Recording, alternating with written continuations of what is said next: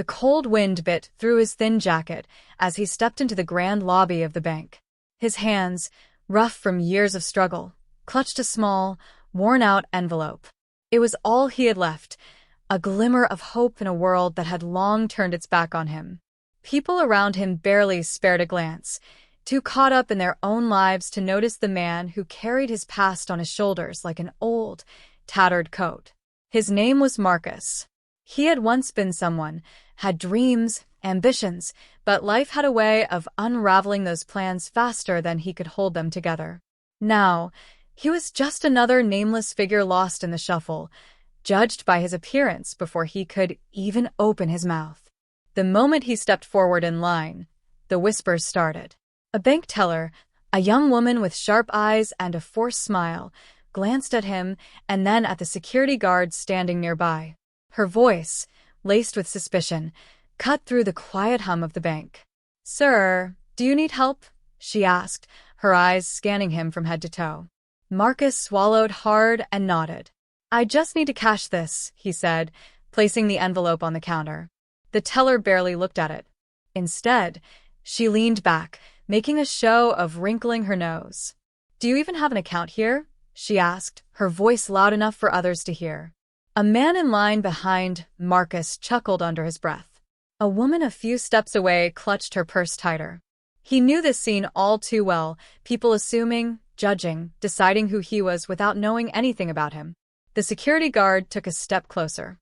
"Maybe you should try somewhere else," he muttered, as if speaking to someone who had wandered in by mistake.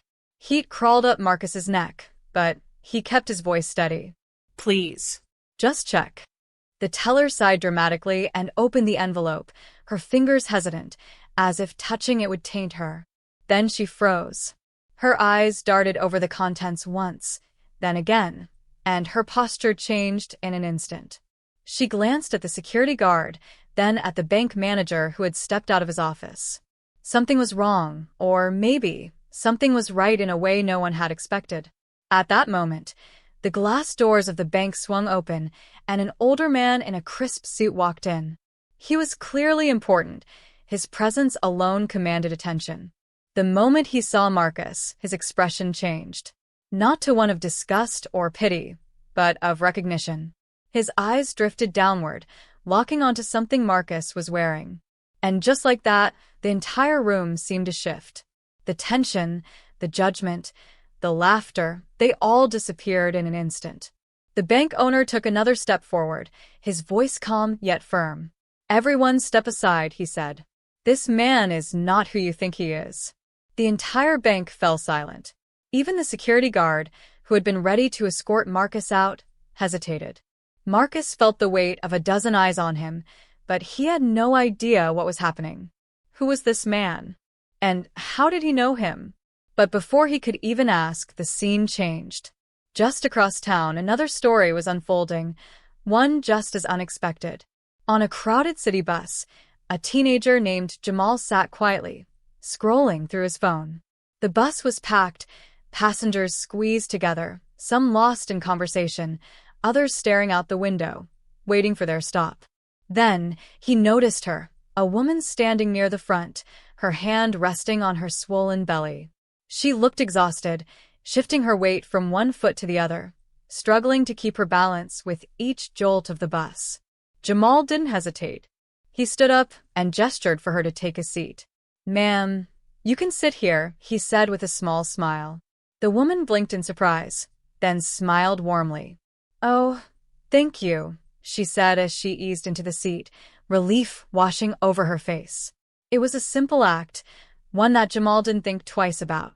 But what he didn't know was that this small moment of kindness would change his life forever. A few minutes later, as the bus slowed to a stop, the woman reached into her bag, pulled out a small folded piece of paper, and pressed it into Jamal's hand. "Read it when you get home," she whispered before stepping off the bus. Confused, Jamal looked down at the note, feeling its weight despite its size. He had no idea what was written inside, but whatever it would shift the course of his life in a way he never could have imagined. 2 lives, 2 unexpected turns, and 2 moments that would prove the world was never as simple as it seemed. And neither Marcus nor Jamal had any idea what was coming next. Marcus felt the stares pressing down on him like a heavy weight. The teller's hands trembled as she held the envelope, her mouth slightly open, as if words had failed her. The security guard, who only moments ago had been ready to throw him out, shifted uncomfortably, his grip loosening on the belt of his uniform. The bank manager, an older man with salt and pepper hair, stepped forward cautiously, his eyes flicking between Marcus and the bank owner who had just walked in. The bank owner, Mr. Whitmore, studied Marcus carefully. His gaze wasn't filled with pity or suspicion, it was something else. Recognition. He took a deep breath and looked at what Marcus was wearing. It wasn't much, a worn-out coat, scuffed shoes, clothes that had seen better days. But around his neck, barely visible beneath the collar of his shirt, was a small pendant. The moment Mr. Whitmore saw it, his entire expression changed. Marcus noticed the shift.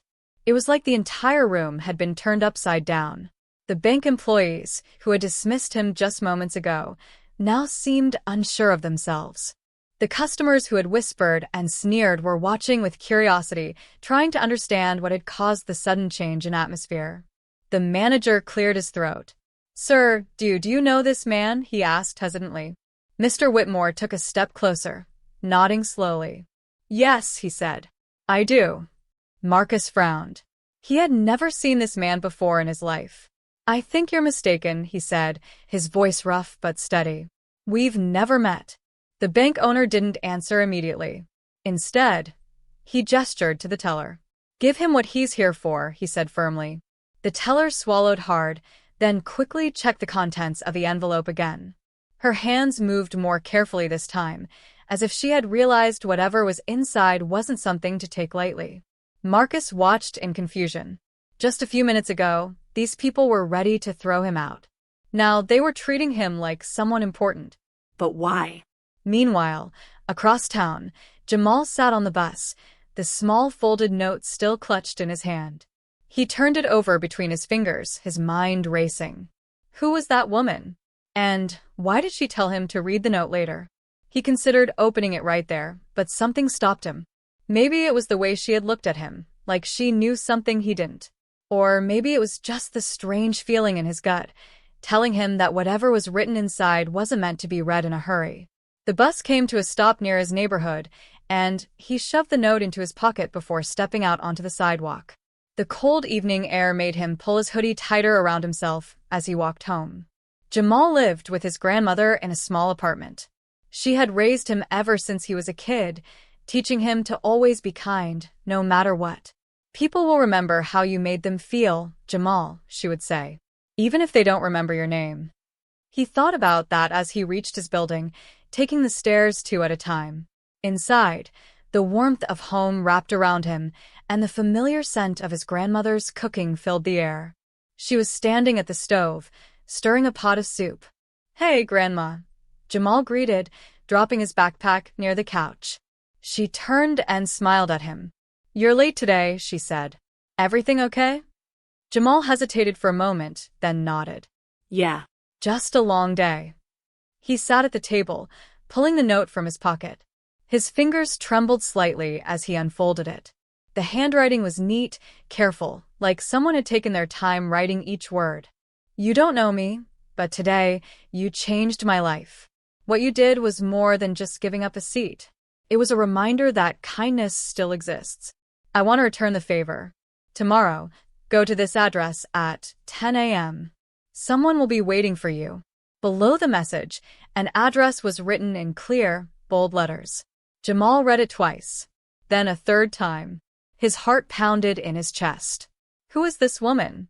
And why would she want him to go somewhere?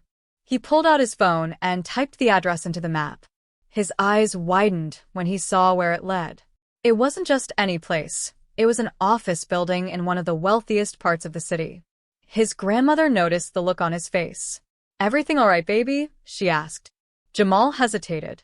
I don't know." Back at the bank, Marcus stood frozen, watching as the teller counted out the money from the envelope.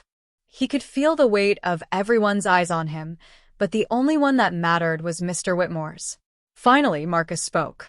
"How do you know me?" The bank owner smiled faintly, but there was something heavy in his expression, something that looked like guilt. I don't know you, he admitted, but I know someone who did. Marcus felt a chill run down his spine. Who? Mr. Whitmore took a deep breath. My father. Marcus's mind spun. He had no connection to this man's father. At least, none that he could remember. He was about to ask another question when the teller slid the money across the counter toward him. Marcus glanced down. His breath caught in his throat. It wasn't a small amount. It was life-changing. His hands shook as he picked up the bills. This didn't make sense. None of it did. Mr. Whitmore looked at him with a knowing expression. There's more to this than you realize, he said quietly. But first, we need to talk. The words sent a shiver down Marcus's spine. He had been ignored, judged, and discarded by the world for so long. But now, for the first time in years, it felt like someone was seeing him. And he had no idea why. Marcus sat in the sleek, polished office across from Mr. Whitmore, still trying to understand how he had ended up here. The bank had been a place of humiliation just moments ago, but now he was being treated like someone important. The crisp bills in his pocket felt unreal, like a dream that could slip away at any second. Mr. Whitmore sat behind his massive desk, his hands folded in front of him. The walls were lined with books, framed certificates, and photographs of important people. It was a world Marcus had never been a part of, and yet, somehow, he was sitting right in the middle of it. I know you have questions, Mr. Whitmore said, and I'll answer them. But first, I need to know something. He leaned forward. Where did you get that pendant? Marcus instinctively reached for the small piece of metal hanging around his neck. It was nothing special to most people, just a simple pendant with a faint engraving that had worn away over time. But to him, it was everything. It was my father's, Marcus said. It's the only thing I have left of him. Mr. Whitmore's jaw tightened. For a long moment, he said nothing, only nodding as if something had just been confirmed. I thought so, he finally said. Marcus frowned. What do you mean? The bank owner exhaled slowly. My father knew your father. A long time ago. Marcus felt his heart stop for a second. His father. The man he barely remembered. The man who had disappeared from his life when he was just a child. You knew him. Marcus's voice came out hoarse. Mr. Whitmore shook his head. No. But my father did.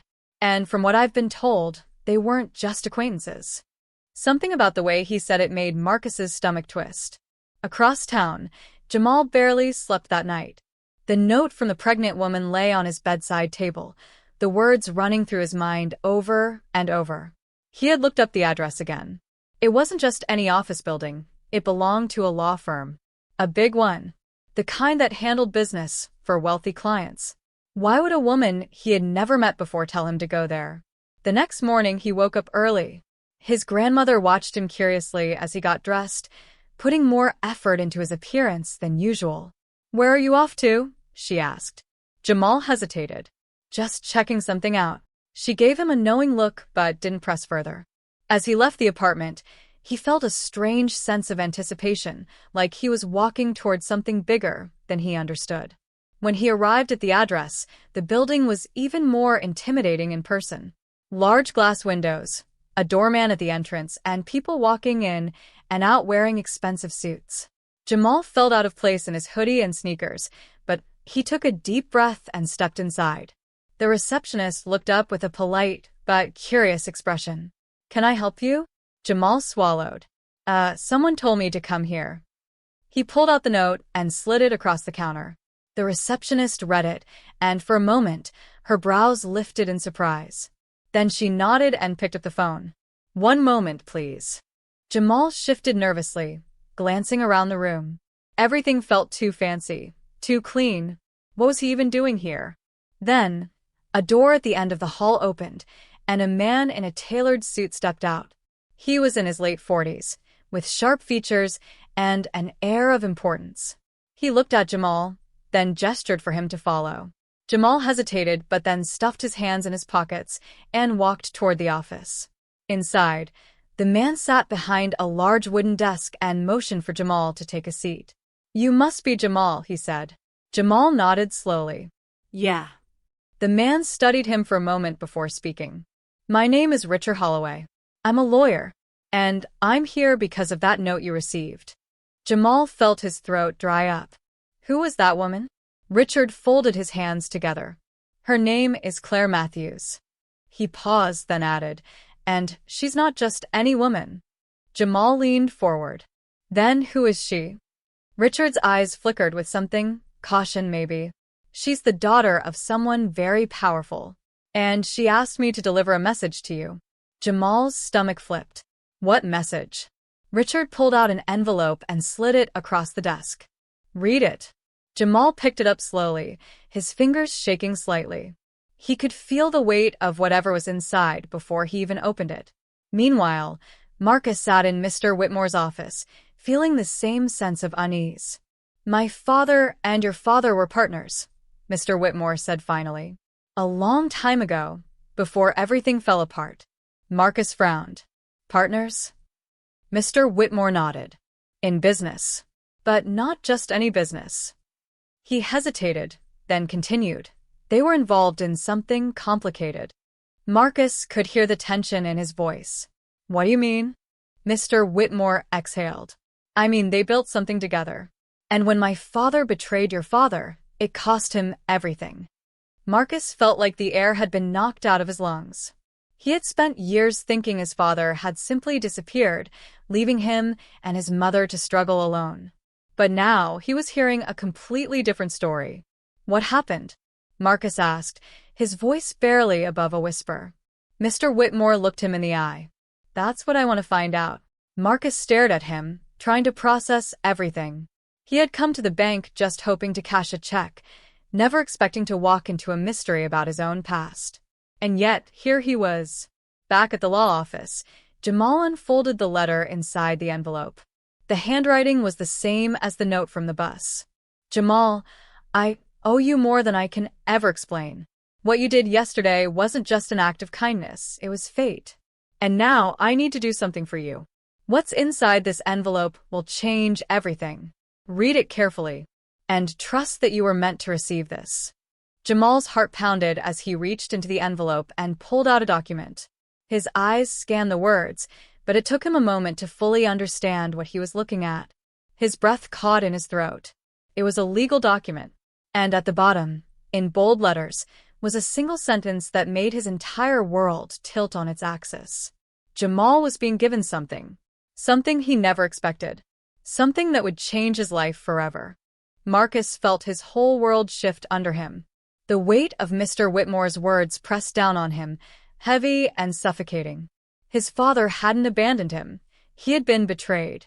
The life Marcus had known, the struggles, the nights spent wondering why his father never came back, all of it had been built on a lie.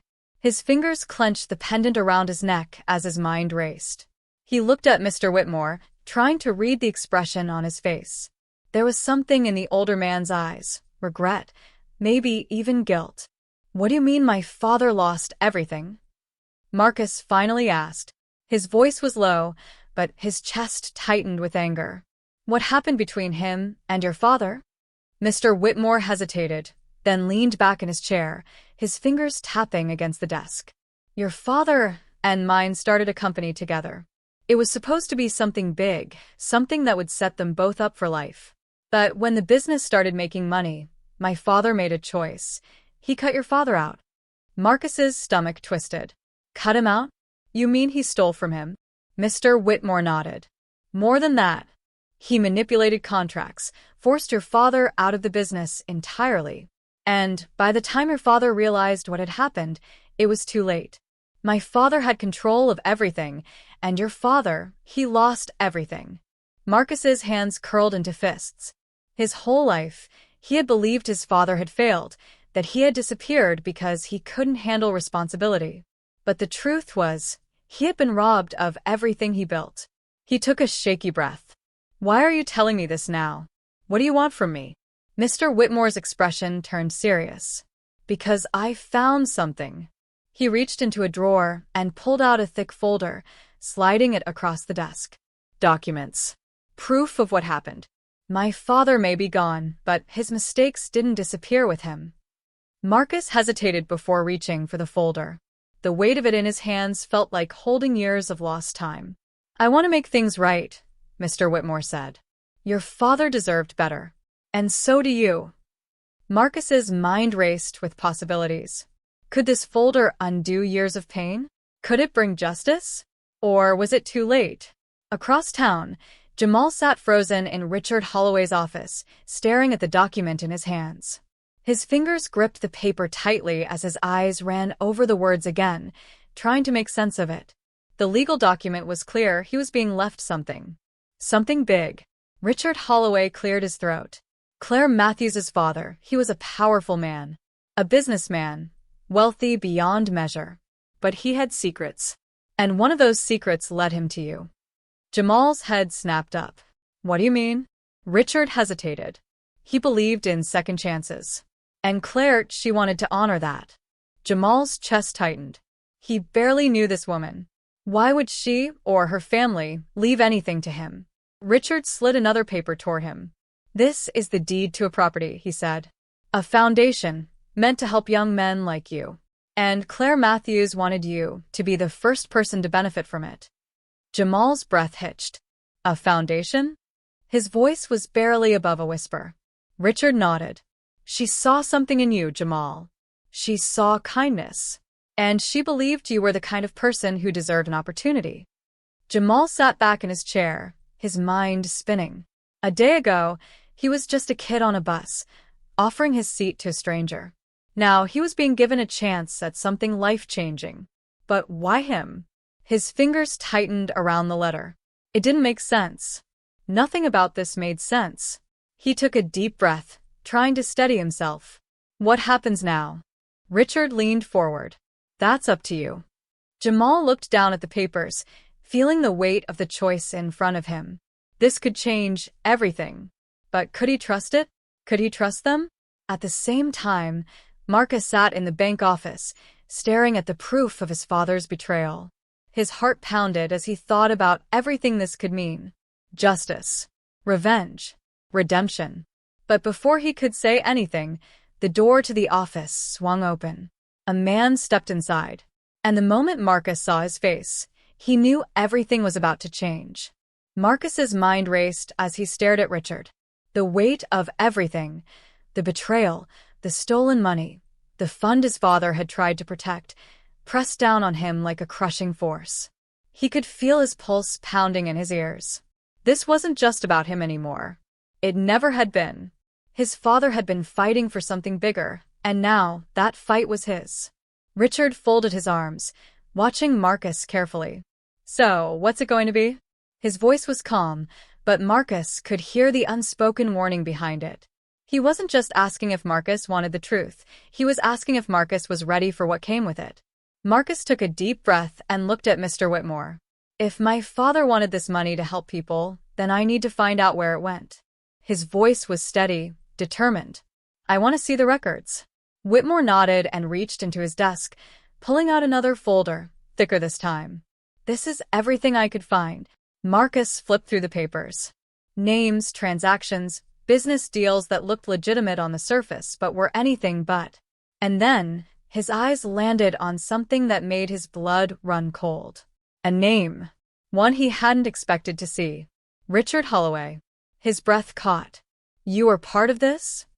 Richard didn't flinch. My firm handled a lot of things over the years. Marcus's hands clenched into fists. You helped your clients steal from my father. Richard met his gaze, unreadable. It wasn't that simple. Marcus felt anger rise in his chest. It never is it? Before Richard could respond, the office door burst open. Jamal. He looked breathless, his hands gripping a piece of paper. His eyes darted between Marcus, Whitmore, and Richard. I think I just found something. Marcus frowned. What?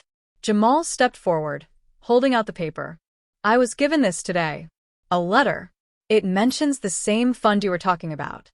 Marcus took it and scanned the words quickly. His heart nearly stopped. The letter wasn't just about the stolen money. It was a confession. And it was signed by Richard Holloway. Marcus's head snapped up. You knew. This whole time you knew. Richard exhaled slowly. I tried to fix it. Marcus shook his head, his grip tightening on the letter. No. You tried to bury it. Jamal stepped forward. That money was supposed to go to families, to people like mine. And now you're telling me it was all stolen. Richard finally looked away, his jaw tightening. Yes. The word hung in the air like a thunderclap. Marcus took a deep breath, the anger still burning inside him, but now something else was taking its place. Resolve. Then we expose it. All of it. Richard's expression darkened. If you do that, you'll be putting yourself in danger. Marcus stared at him. So was my father. And I won't let what he fought for die. Jamal nodded, stepping beside Marcus. Neither will I. Whitmore hesitated, then sighed. Then let's make it right. Marcus looked at the folder, then at the letter in his hand. The truth was finally out. But the fight wasn't over yet. And as he and Jamal walked out of the office together, they both knew this was just the beginning. Marcus's heart pounded as he clutched the letter. The weight of everything, the truth about his father, the stolen fund, and the man standing before him, felt unbearable. But he knew there was no turning back now. He had spent too long searching for answers. Now he had them. And he had to act. Jamal's eyes flickered between Marcus and Richard, his hands clenched into fists. So, what happens now? His voice was low but steady, filled with the same determination Marcus felt burning inside. Richard sighed, rubbing his temples, as if he were exhausted. If you take this public, you're opening a door you can't close. Marcus didn't hesitate. That door should have never been shut in the first place. Richard studied him for a long moment, then nodded as if he had expected that answer. Then you better be prepared. He pulled out his phone and made a call. His voice was calm, controlled. It's happening. He didn't wait for a response before ending the call. Marcus and Jamal exchanged a wary glance. What did you just do? Marcus asked. Richard exhaled slowly. If you're serious about exposing the truth, you're going to need protection. Before Marcus could respond, the office door swung open again. This time, it wasn't a nervous assistant or a curious bystander. It was Claire Matthews. Her presence immediately changed the energy in the room. She was poised but serious, her expression unreadable. She glanced at the letter in Marcus's hands, then back at Richard. So, you finally told them. Marcus frowned. You knew. Claire nodded. For a long time. Jamal took a step forward, his voice tense. Then why didn't you do anything? Claire looked at him, her gaze soft but unwavering. Because sometimes the truth only matters when the right people find it. Marcus's frustration bubbled over. And what does that even mean? Claire walked over to Richard's desk and placed a small USB drive on the surface. This is what your father was trying to protect. Marcus hesitated before picking it up. What's on it? Claire's voice was steady. Everything. Jamal peered over his shoulder. What do you mean, everything? Claire exhaled. Every transaction. Every stolen dollar.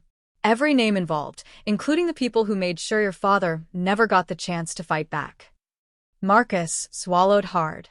His hands shook as he gripped the tiny device.